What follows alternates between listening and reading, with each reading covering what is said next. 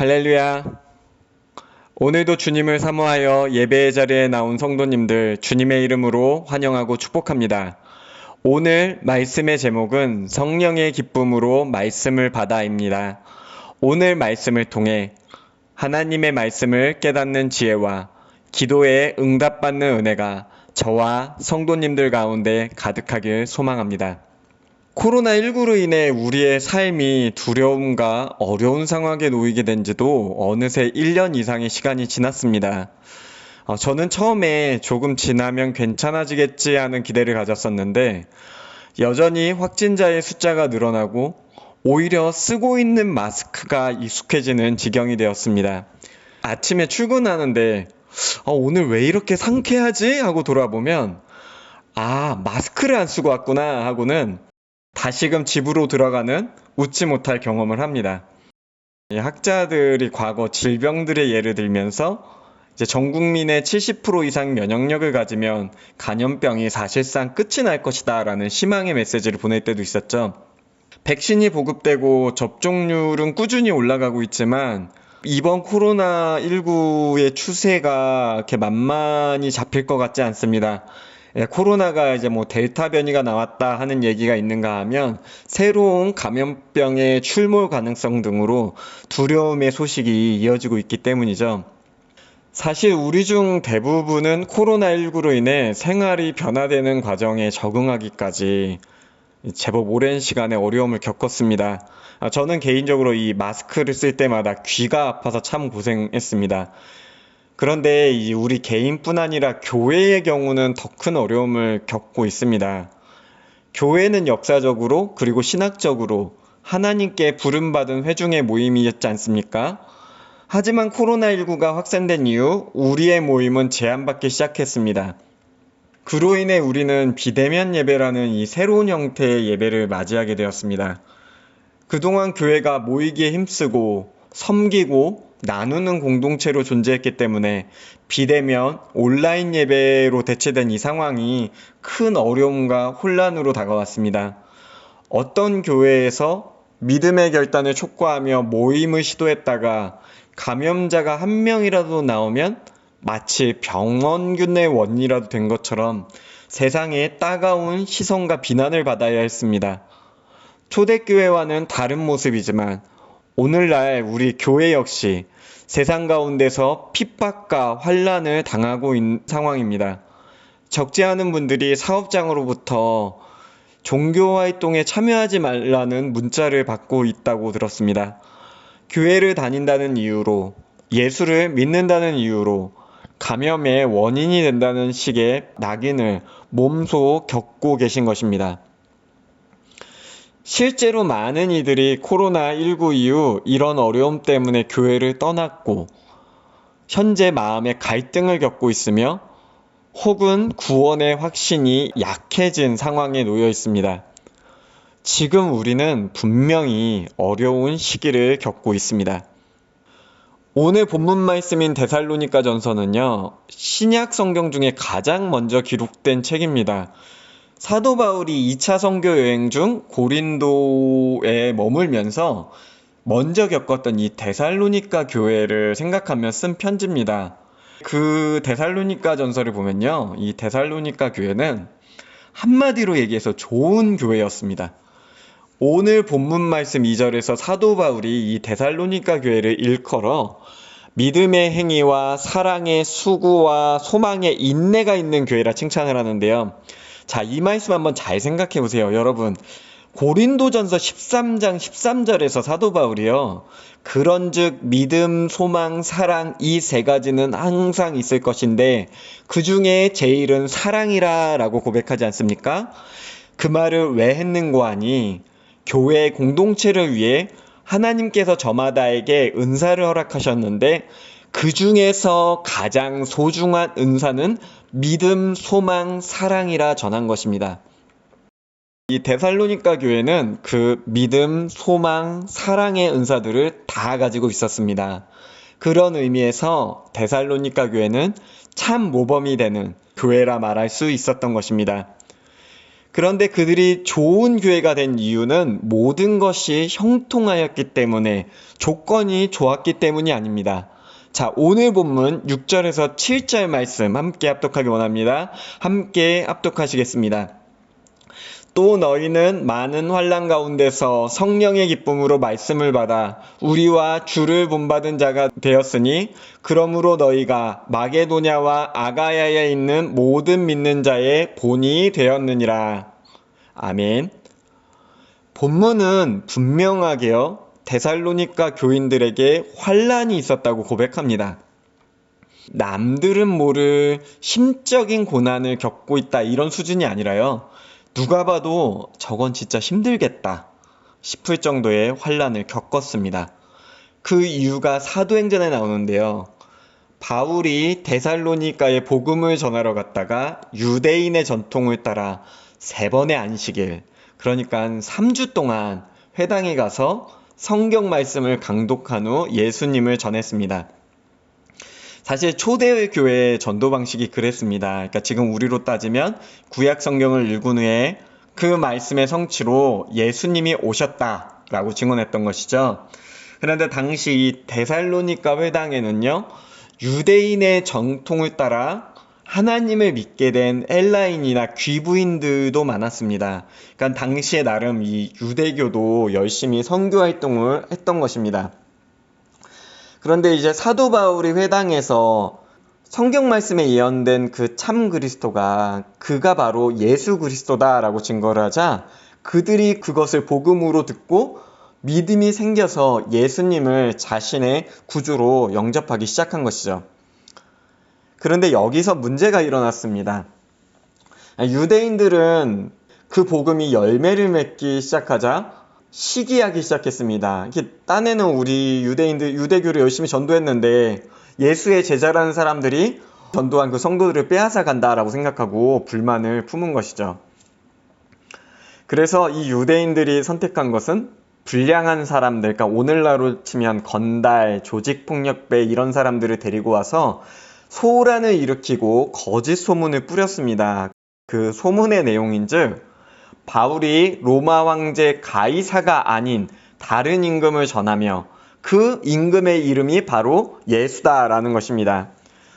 당시 이는 생명에 위협을 줄 수 있는 정치적으로 굉장히 예민하고 위험한 비방이었습니다. 왜냐하면 로마인들은 황제가 신이라고 여겼기 때문에 이방 민족이 그의 거룩한 권력에 도전하는 것을 감당할 수 없는 위험한 제목으로 보았습니다. 그런데 유대인들은 이 사실을 잘 알고 있었고 집요하게 이용해서 사도 바울과 복음 증거자들의 활동을 방해했고, 이에 위협을 느낀 바울은 짧은 시간, 그러니까 3주간의 이 선교 활동을 정리하고 그곳을 떠날 수밖에 없었습니다. 아마 그때 이런 생각을 했을 것입니다. 이제 복음 증거가 정말 쉽지 않구나. 그런데 더 있다간 정말 큰일 나겠다. 빨리 이곳을 떠나야겠다. 스스로는 아마 이 선교 활동 실패다. 이건 내가 정말 이 고난을 이기지 못했다라면서 자책하며 떠날 수밖에 없는 그런 환경이었습니다. 그런데요, 놀라운 일이 일어났습니다. 이 데살로니가의 그 3주 동안에 뿌려진 복음의 씨앗이 교회가 되었고, 심지어 그 교회가 부흥하며 믿음의 바른 본을 보여 마게도냐와 아가야에까지 좋은 소문이 나는 교회가 되었다는 것입니다. 자, 오늘 8절 말씀 함께 합독하시겠습니다. 주의 말씀이 너희에게로부터 마게도냐와 아가야에만 들릴 뿐 아니라 하나님을 향하는 너희의 믿음의 소문이 각처에 퍼졌으므로 우리는 아무 말도 할 것이 없노라. 아멘. 이 상황을 어떻게 이해할 수 있겠습니까?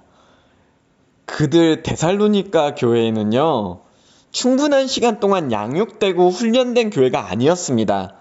사도 바울을 비롯한 복음 증거자들은요, 고작 3주라는 짧은 시간 회당에서 복음을 전하고 추방되다시피 그곳을 도망하다시피 떠났습니다. 유대인들은 정치적인 선동과 폭력으로 억압하였고요. 복음을 들은 구성원들이요, 순수하게 유대인들이고 말씀에 워낙에 이렇게 특화된 이런 사람들이 아니고요. 유대인들과 이방인이 섞여 있는 공동체였습니다. 그리고 과거는요, 정말 폐쇄적이고 민족적 갈등이 최고조에 달하던 시대인데 정치적 억압까지 있는 그 상황에서 이 다민족이 복음을 들고 하나의 공동체를 이뤘습니다. 이런 상황에서 어떤 열매를 기대할 수 있겠습니까?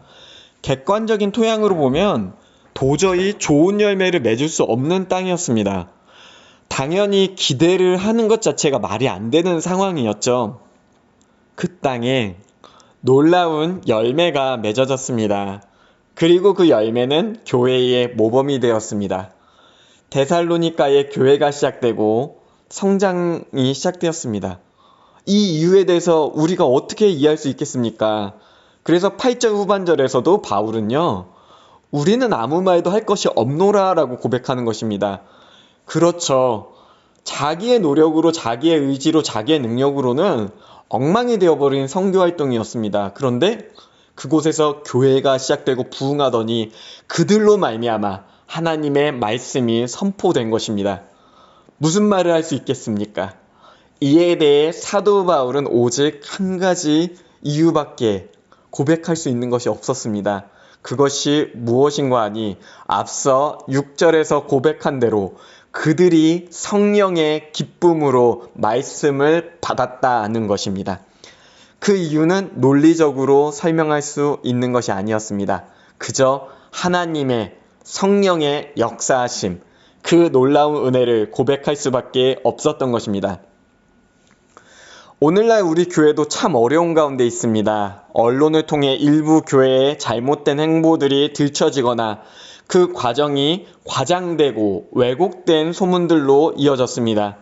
이로 인해 교회에 대한 신뢰성이 차츰차츰 떨어지더니 코로나19로 인해 교회 자체가 사회에 굉장히 해악을 끼치는 것처럼 여겨지는 그런 지경에 이르고 있습니다.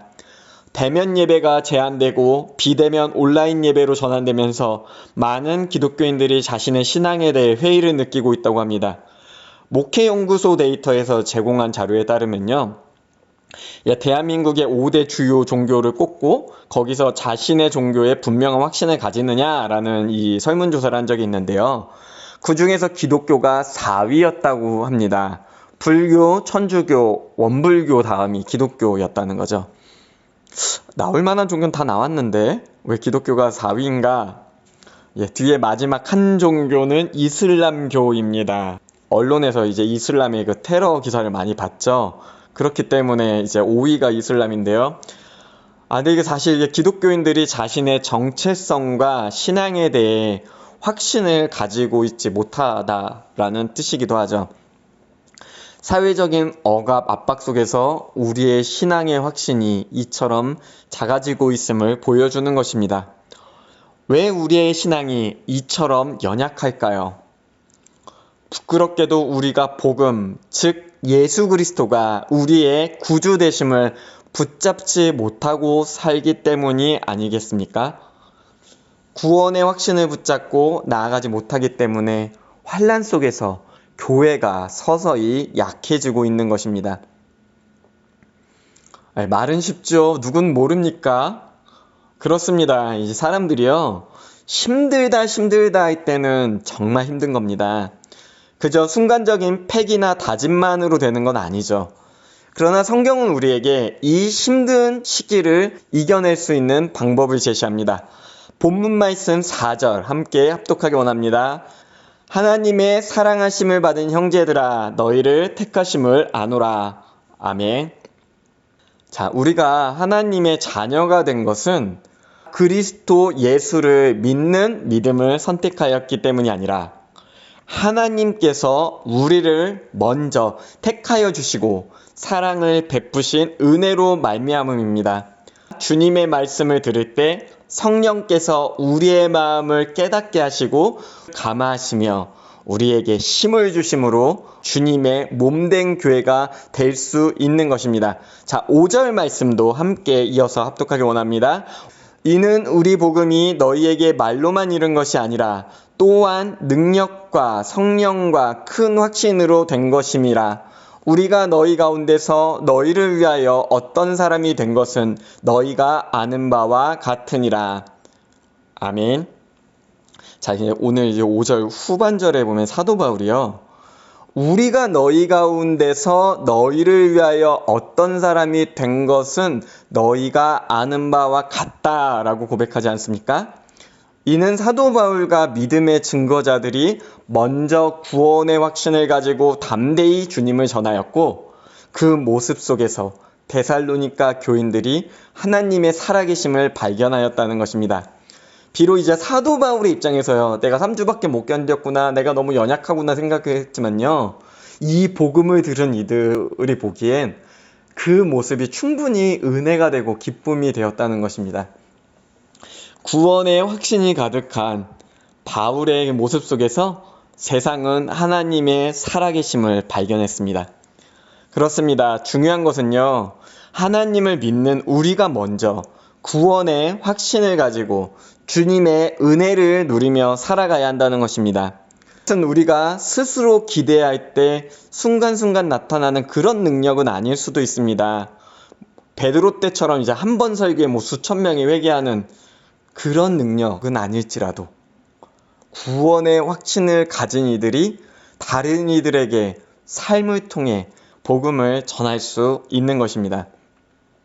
교회를 오래 다닌 우리는 살아온 경험을 생각하면서 그냥 그렇게 살아가는 것이 당연하다라고 생각할 때가 많습니다.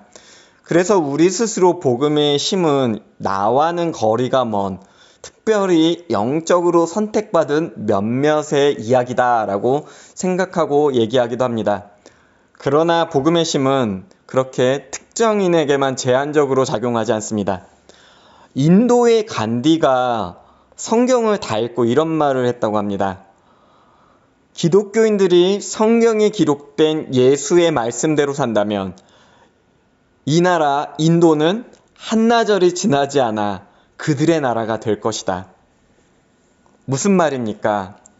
간디는 비록 자신이 기독교인은 아니지만 나는 복음의 위대한 힘을 인정한다 고백하는 것 아닙니까? 세상 사람들이 교회에 비판적으로만 보는 듯 하지만 의외로 그렇지 않습니다. 그들은 우리의 모습 속에서 희미하게나마 예수를 발견하기 원합니다. 즉 우리 안에서 복음을 보고 듣길 원하는 것입니다. 우리가 복음의 확신을 가지고 예수님을 닮은 믿음의 삶을 살아갈 때 세상 사람들에게서도 예수님에 대한 신뢰가 올라가고 우리의 모습 가운데 욕심과 죄에 사로잡힌 모습이 드러날 때 그들은 예수님을 멀리하게 된다는 것입니다. 사실 복음을 가리는 부끄러운 모습들이 있긴 합니다. 교회 안에 있는 구성원들 중 세속적인 욕심과 교양 없는 태도, 비상식적인 갈등이 드러날 때마다 세상은 교회를 비아냥댑니다. 그런데 여러분, 우리가 잘 생각해야 합니다. 냉소적인 비난을 받는다고 다 이게 우리 신앙 때문에 받는 고난은 아닙니다. 때로는 그냥 우리 모습이 잘못됐기 때문에 그냥 꼴불견이라서 이렇게 비난받을 수도 있습니다. 기독교인이라고 그게 예외가 된 건 아닙니다. 우리가요, 복음을 전하고 구원의 확신을 가지고 있다면요, 그 누구보다 더 교양 있고 정중한 삶의 모습을 가져야 합니다. 우리의 태도 속에서 믿음이 세상을 향해 뻗어나가기 때문입니다. 그래서 우리가 복음을 전할 때 무엇보다 믿음, 소망, 사랑의 은사를 간구해야 하는 것입니다. 사랑하는 성도 여러분, 복음은 진정 사람을 변화시킬 수 있는 능력을 가지고 있습니다. 복음은 힘이 있습니다.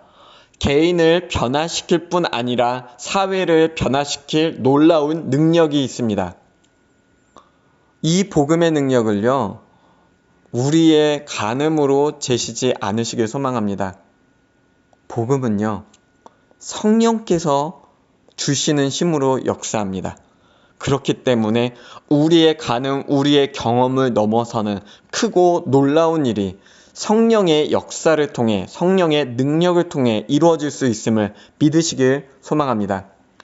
성령님은 하나님의 말씀이 선포될 때 우리 안에 내주하시며 우리로 하여금 하나님의 뜻을 깨닫게 하시는 은혜의 하나님이십니다.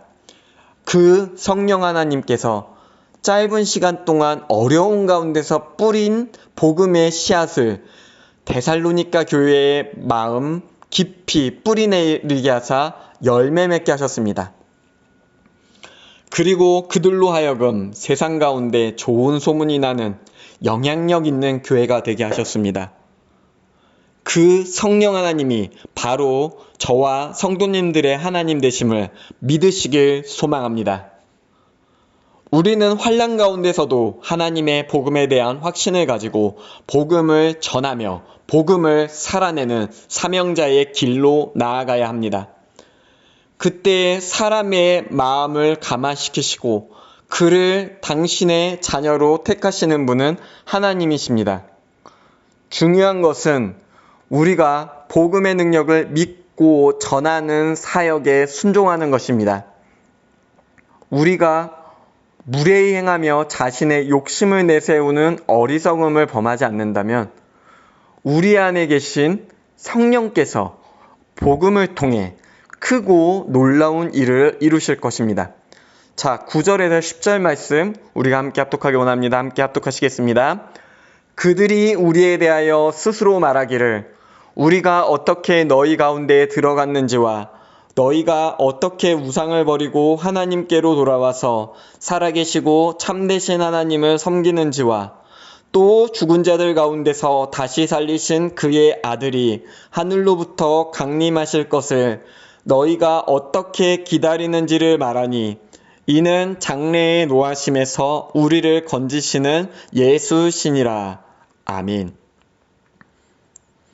그리스도 예수를 주님으로 영접하기 전에 우리는 본질상 죄의 노예요, 멸망의 자녀일 수밖에 없는 그런 존재였습니다.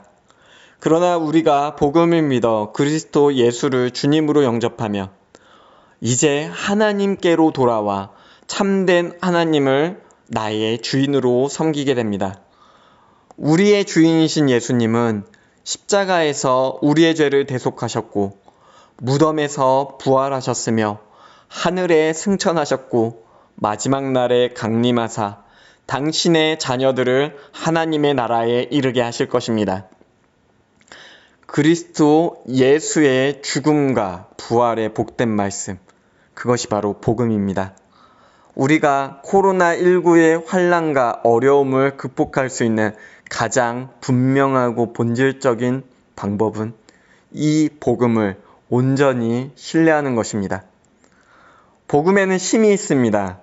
전하는 자의 용모와 능력에 의존하는 것이 아니라 성령께서 친히 역사하사 사람을 감화시키시며 그로 말미암아 하나님의 자녀로 거듭난 삶을 이끄십니다. 우리가 이제 성령의 기쁨으로 하나님의 말씀을 선포할 때 이 말씀을 믿음으로 받을 자들은 이미 준비되어 있습니다. 하나님께서 준비하셨습니다. 우리는 믿음에 하나님의 사역에 동참하여 그리스도의 복된 소식을 전하면 됩니다.